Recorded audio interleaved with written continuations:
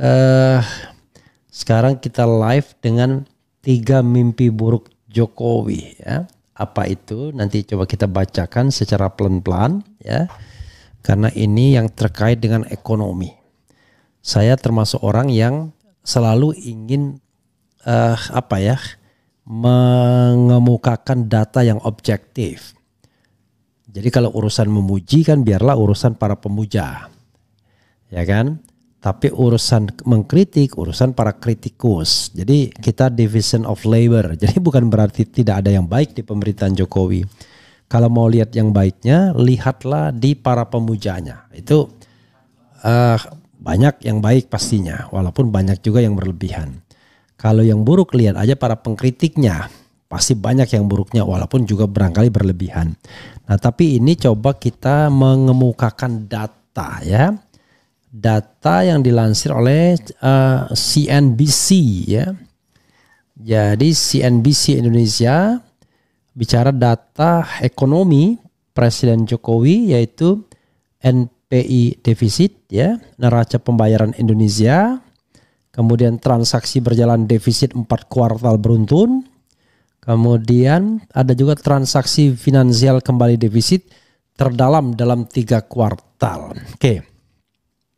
Coba kita bacakan ya. Jelang lengser. Oke.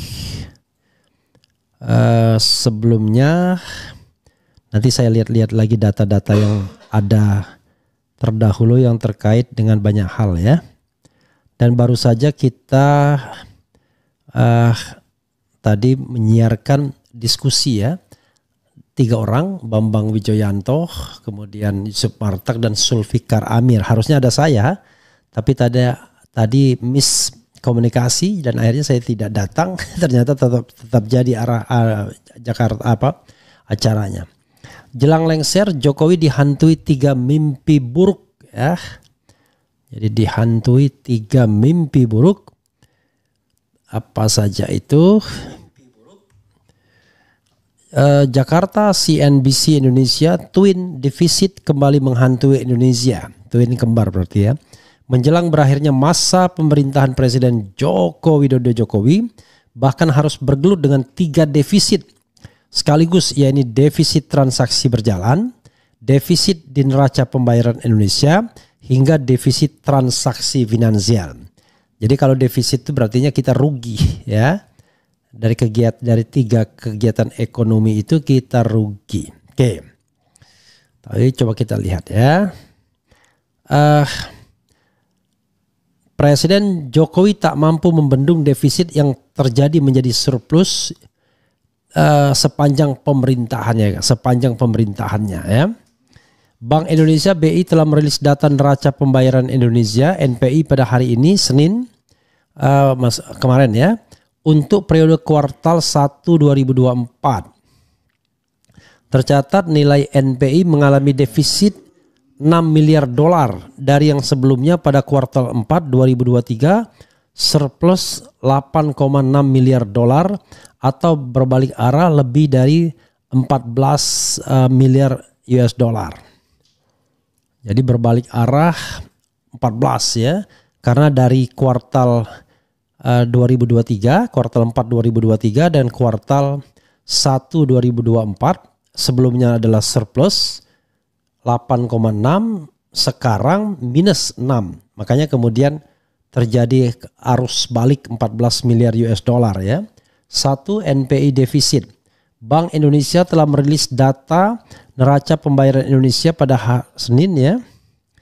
NPI yang defisit ini tak lepas dari defisit transaksi berjalan tetap rendah di tengah kondisi perlambatan ekonomi global. Sementara itu transaksi modal dan finansial mencatat defisit yang terkendali seiring dampak peningkatan ketidakpastian pasar keuangan global. Ya, NPI tadi ya. 2 transaksi berjalan defisit 4 kuartal beruntun. Transaksi berjalan terpantau defisit sebesar 2,2 US dollar atau 0,6 dari produk domestik bruto PDB ya.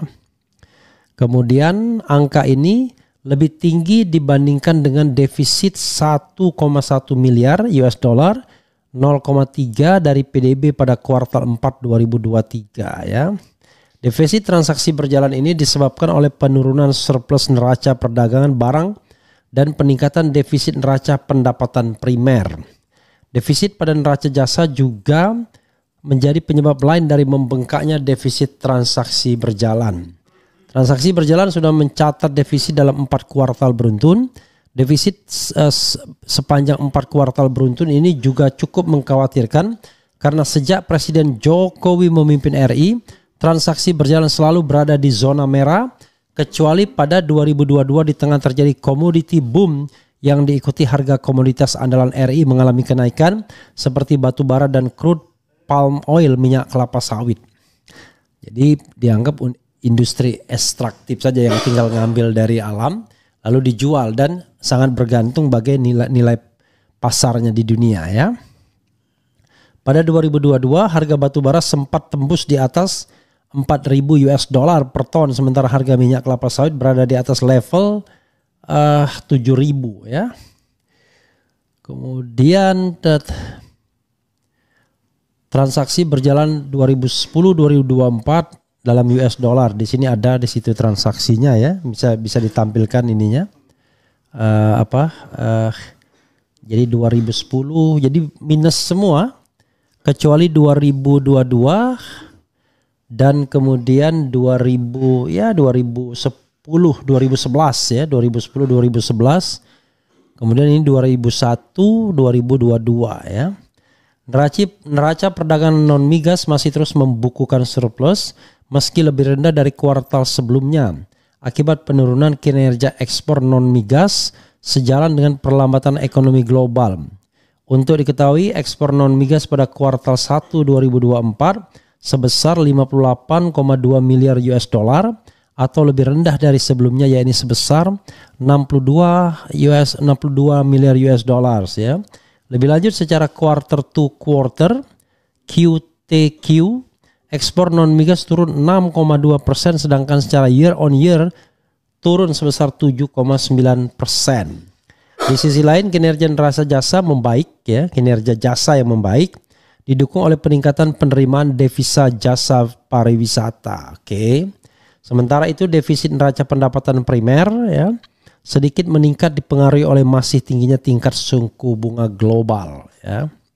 Neraca jasa mencatat defisit 4,42 miliar pada kuartal 1 2024. Kemudian turun tipis dibandingkan pada kuartal 5 2023 sebesar 4,98 miliar. Jadi turun tipis ya. Jadi defisit juga tapi defisitnya defisitnya lebih rendah. Head of Macroeconomic and Financial Research BSI Kafir Riza mengatakan kepada CNBC Indonesia bahwa angka NPI sesuai dengan proyeksi seiring dengan tren normalisasi harga komoditas utama serta outflows dari pasar keuangan. Sebagai contoh, dilansir dari Refinitiv, harga rata-rata batubara sepanjang kuartal 4 2023 di angka 136,97 US dollar per ton ya. Bayangkan tadi pernah mencapai 400 per ton ya, luar biasa ya. Lebih dari 2 kali lipat pernah. Sementara harga rata-rata batubara sepanjang kuartal 1 2024 di angka 126,85 per ton US dollars. Alhasil hal ini berdampak negatif bagi ekspor non migas yang menurun karena harganya karena harganya nurun ya. Itu dari 136 ke 126. Transaksi finansial kembali defisit terdalam dalam 3 kuartal. Tidak sampai di situ, defisit transaksi finansial juga jauh berbanding terbalik dibandingkan kuartal 4 2023 yang masih surplus sebesar 11,04 miliar US dollars. Pada Januari Maret tahun ini, Januari Februari Maret ya, kuartal ya.